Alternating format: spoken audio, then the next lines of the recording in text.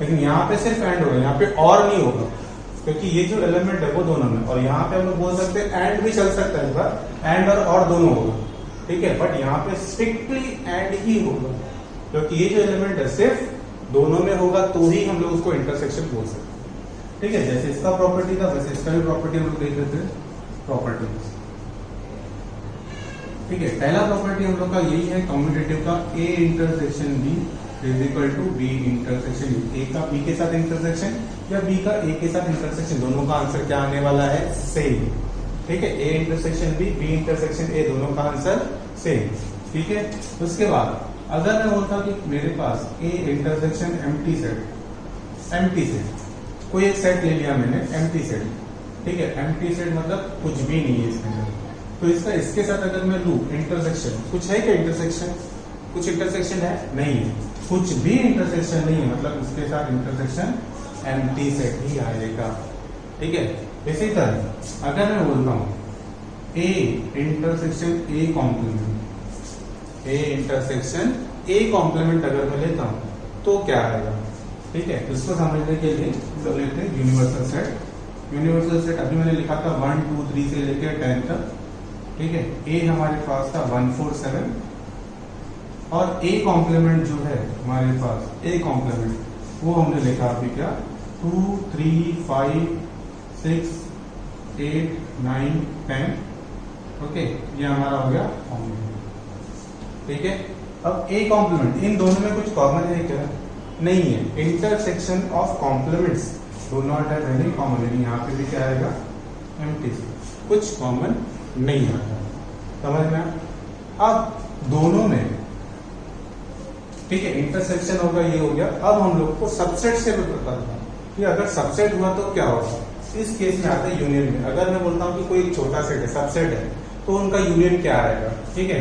यहाँ पे देखो फोर्थ केस मैं बता देता हूँ, ठीक है। If A subset of B, अगर ऐसा है, इसका एग्जांपल समझ लो, ठीक है। ए मेरे पास है कोई एलिमेंट, और इसमें एलिमेंट है 1 और 2, बी हमारे पास है 1 2 3 4, तो सबसेट मतलब ए जो है, ए के सारे एलिमेंट बी में है, तो ए इज सबसेट ऑफ बी, ठीक है। ए इज सबसेट ऑफ बी, यानी जब ए के सारे एलिमेंट बी में होंगे तो ए इज सबसेट ऑफ बी, ये सबसेट का नोटेशन है, ठीक है।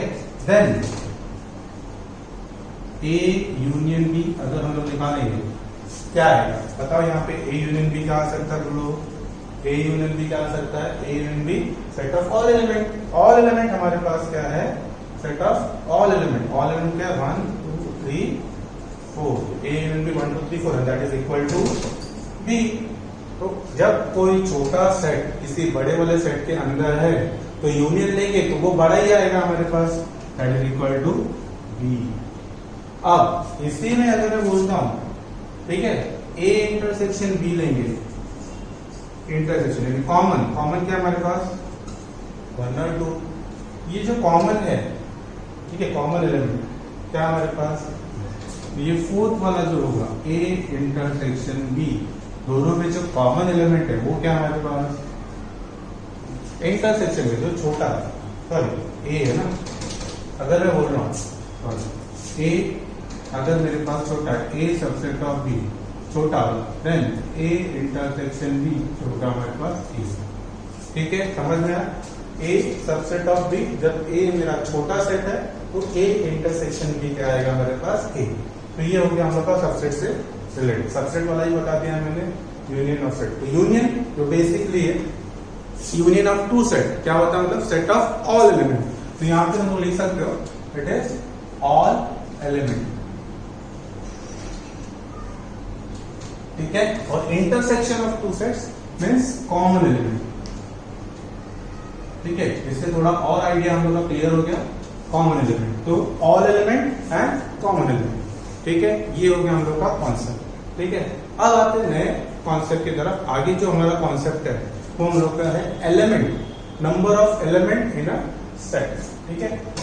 तो number of element in a set वो क्या होता है,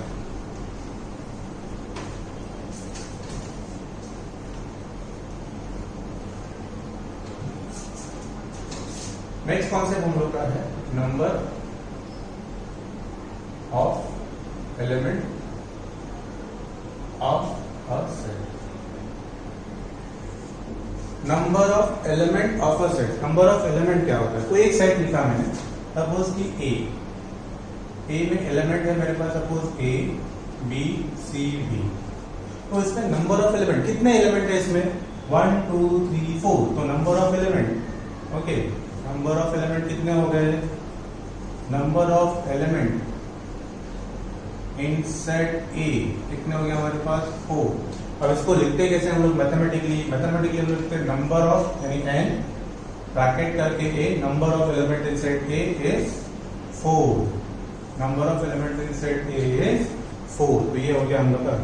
तो इस तरह से हम लोग का, और इससे रिलेटेड हमारे पास एक फॉर्मूला है, ठीक है, फॉर्मूला हमारे पास है जो यूनियन और इंटरसेक्शन को सॉल्व करता है, जिसमें N of A union B is equal to N of A plus N of B minus N of A intersection B. बहुत इंपॉर्टेंट फॉर्मूला जिससे हम लोग का सम सॉल्व होने वाला है, ठीक है। N of A union B यानी number of element in A union B is equal to number of element in set A plus number of element in set B minus number of element in A intersection B, ठीक है, ठीक है। ये जो formula है हम लोग का, ठीक है, इसके बेस पे हम लोग ने नंबर ऑफ एलिमेंट, इसमें कभी कभी क्या होता है, A इंटरसेक्शन B, कभी कभी ऐसे दो सेट्स आएंगे जिनमें कुछ कॉमन ही नहीं होगा, तो क्या होगा नंबर ऑफ एलिमेंट? जब कुछ कॉमन नहीं होगा तो n of A intersection B क्या हो जाएगा? 0।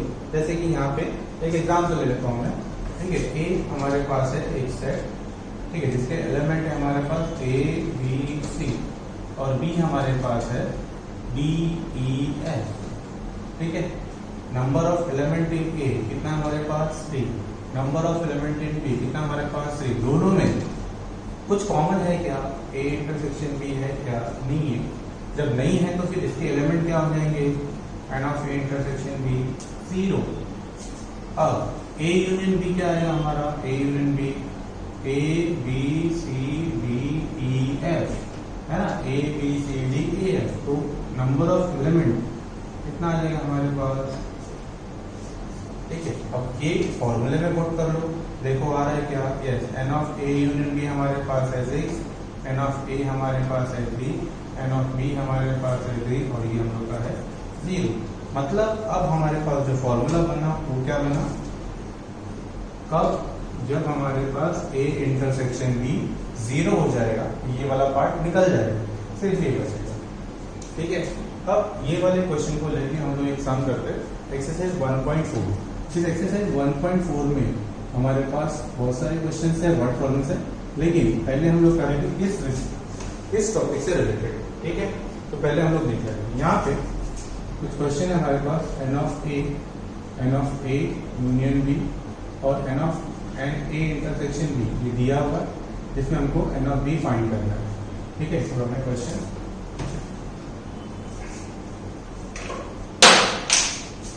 ठीक है, क्वेश्चन है हमारे पास, एन ऑफ ए हमारे पास है 15, N of A union B है 29, N of A intersection B है 7, और एन ऑफ बी हमको फाइंड करना है, ठीक है। ये हम लोग का क्वेश्चन है जिसमें हमको ये फाइंड करना है, ठीक है। कैसे करेंगे हम लोग? सोल्यूशन में फॉर्मूला यूज कर लेते हैं हम लोग, since N of A union B is equal to N of A plus N of B minus N of A intersection B, ये हम लोग का फॉर्मूला। ये हम लोग ने जो फॉर्मूला लिखा वही हमको यहाँ पे यूज करना है। तो क्या है? ए यूनियन बी हमारे पास है 29, एन ऑफ ए कितना है 15, एन ऑफ बी हमको कैलकुलेट करना है, ए इंटरसेक्शन बी कितना है 7, ठीक है। 29, 15 माइनस 7 होता है 8, ठीक है। 8 यहाँ पर आ जाएगा, क्या हो जाएगा? 29 माइनस कितना आ जाएगा हमारे पास? 21, that is number of element आ गया हमारे पास कितना? 21, ठीक है। काफी इजी क्वेश्चन। अब इसके बाद हम लोग करते हैं एक वर्ड प्रॉब्लम, ठीक है। तो टेक्स्ट में जो भी वर्ड प्रॉब्लम वो हम लोग देख लेते हैं 1.4 एक्सरसाइज में, ठीक है, ठीक है। तो अब हम लोग यहाँ पे वर्ड प्रॉब्लम आते हैं। अभी हम लोगों ने देखा जो फॉर्मूला बेस्ड है, और वही फॉर्मूला हम लोगों को यूज करना है इन दोनों सम्स में, वर्ड प्रॉब्लम में, ठीक है। तो ये जो सम है पहले हम लोग उसमें देख लेते हैं कि क्या है। In a hostel there are 125 students, एक हॉस्टल है जिसके अंदर 125 स्टूडेंट्स है, out of which 80 drink tea, 125 में से 80 स्टूडेंट जो है वो सिर्फ टी ड्रिंक करते हैं, 60 ड्रिंक कॉफी, और जो 125 स्टूडेंट्स है उसमें से 60 स्टूडेंट कॉफी पीते हैं। अब यहाँ पे एक आइडिया मिल गया रहेगा कि 125 स्टूडेंट ही है जिसमें से 80 टी ड्रिंक करता है 60, तो अगर इसको डायरेक्टली टोटल करें तो 140 हो रहा है। मतलब कुछ ऐसे स्टूडेंट भी है जो दोनों ले रहे हैं, ठीक है। यहाँ पे आगे लिखा है 20 ड्रिंक टी एंड कॉफी, ठीक है, 20 drink tea and coffee both, ठीक है। Find the number of student who do not drink tea और कॉफी। तो 125 में से 80 स्टूडेंट ऐसे जो टी लेते, 60 ऐसे जो सिर्फ कॉफी पीते, और बाकी 20 स्टूडेंट ऐसे हैं जो दोनों लेते। लेकिन फिर भी क्वेश्चन हमको पूछा जाता है कि 125 में से ऐसे कितने स्टूडेंट है जो कुछ नहीं लेते।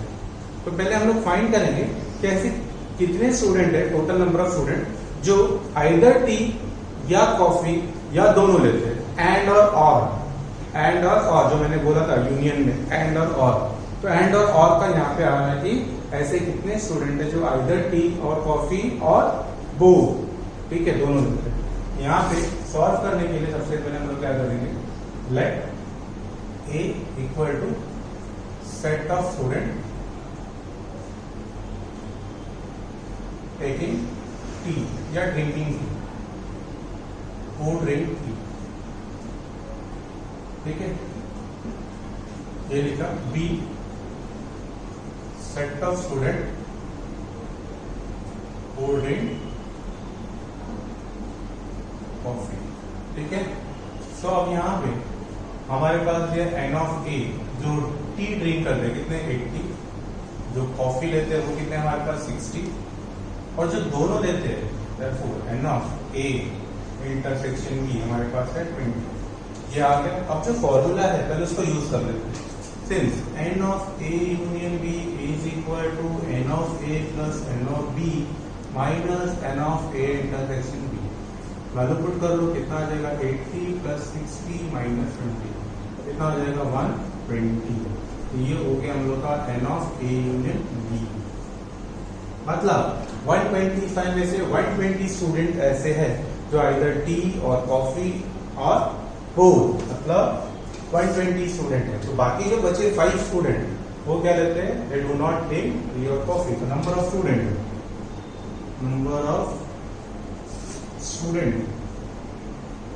who do not take tea और कॉफी, क्या लिख सकते हैं हम लोग, टी और कॉफी 125 माइनस 120 इज 5। ये हो गया हम लोग का फाइनल आंसर। इजी, ज्यादा कुछ डिफिकल्ट नहीं है, ठीक है। अब आते हैं हम लोग नेक्स्ट क्वेश्चन पे, क्वेश्चन नंबर 3। क्वेश्चन नंबर 3 यहाँ पर हम लोगों को दिया हुआ है in a competitive exam of 50 student, competitive exam है जिसमें 50 student pass in English, 60 pass in mathematics. दो टाइप का एग्जाम है जिसके अंदर 50 इंग्लिश में पास हुए, 60 मैथ्स में पास हुए, and 40 pass in both subject. 40 जो स्टूडेंट है वो दोनों सब्जेक्ट में पास हो गए। None of them fail in both the subject. तो कोई भी ऐसा स्टूडेंट नहीं जो दोनों सब्जेक्ट में फेल हुआ है, ठीक है। Then find the number of student who pass at least in one of the subject, यानी कम से कम एक सब्जेक्ट में तो पास है, दोनों सब्जेक्ट में फेल होने वाले कोई नहीं, मतलब कॉमन कोई नहीं है। देखते हैं पहले यहाँ पे क्या लिखेंगे, सेट डिफाइन करना पड़ेगा। जैसे ये लिखा है वैसे यहाँ पे लिखो, let A is equal to set of student passed in English, ठीक है। B set of student passed in mathematics, ठीक है। अब ये पास in English, pass in mathematics, ये दोनों आ गया। अब यहाँ पे अगर मैं लिखता हूँ नंबर ऑफ स्टूडेंट वो पास इन इंग्लिश, कितना दिया हमारे पास 60, नंबर ऑफ स्टूडेंट वो पास इन, उनको दिया था कितना हो गया 40, ठीक है। None of them, sorry 650, sorry यहाँ पे ये 50 और 60, और जो 40 है बोथ, यानी N of A intersection B. यहाँ पे भी हम लोग क्या करते हैं, सेम चीज यूज कर सकते हैं फॉर्मूला, ठीक है। तो therefore N of A union B is equal to N of A plus N of B minus N of A intersection, कितना आ जाएगा हमारे पास, एन ऑफ ए 50 प्लस 60 माइनस कितना हो गया 6 प्लस 5 110 माइनस 40 70। तो n of A union B, तो ये ए यूनियन बी है क्या? ए यूनियन बी ऐसे स्टूडेंट्स है, ऐसे सेट है जिसके अंदर जो स्टूडेंट है वो आइदर इंग्लिश में पास है, मैथ्स में पास है या फिर दोनों में पास है। ठीक है, तो दोनों में पास होने में सिर्फ 40 है। अगर मैं 50 में से 40 निकालू तो 10 स्टूडेंट ऐसे मिलेंगे, 50 में से 40 निकालू जो दोनों में पास है 40, लेकिन 10 स्टूडेंट ऐसे जो सिर्फ इंग्लिश में पास है और मैथ्स में फेल होंगे। और यहाँ पे 60 में से अगर मैं 40 निकाल दूं तो जो 20 स्टूडेंट मिलेंगे वो 20 स्टूडेंट जो सिर्फ मैथ्स में पास है, बस इंग्लिश में फेल। यहाँ पे क्वेश्चन हम लोग का कहता है find the number of student who pass at least in one subject. ये 70 स्टूडेंट ऐसे हैं कुल मिला के जो एटलीस्ट इन वन सब्जेक्ट में पास है। समझ में? तो ये हम लोग का क्वेश्चन यहाँ पे खत्म होता है। इसी तरह हम लोग का आज का जो सेशन है 1.4 एक्सरसाइज यहाँ पे खत्म होता है। बाकी क्वेश्चन के लिए आगे के लेक्चर के लिए बने रहो। ठीक है, थैंक यू।